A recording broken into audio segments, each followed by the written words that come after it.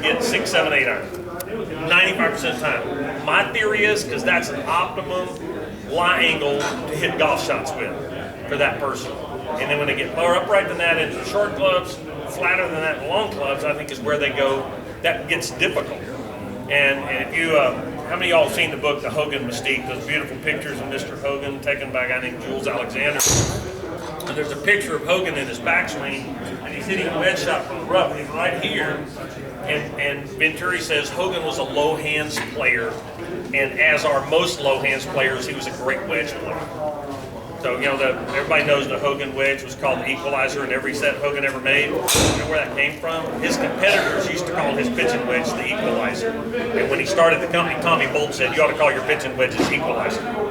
So, but low hands, I mean, it is hard to hit really good wedge shots from up here. You know, if you can get a player around and releasing the ball properly, they're going to hit better wedge shots if they're releasing this way through the ball. And it's just really hard to hit good wedge shots. You already got a steep angle of attack anyway because it's a short golf club. But encourage your players, when you're teaching the short game, encourage them not to let themselves get up in here tucked in and trap. You'll get them to, I always like to say, lay your hands out, that's where the club needs to be.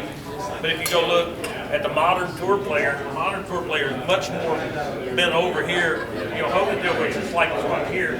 He hit shots like that so he could get around his body. Really interesting watching the evolution of the golf swing from, you know, as the tour player has gotten taller, that spine angle has gone more this way. So, I don't know how, I've been kind of going here, I don't know. So,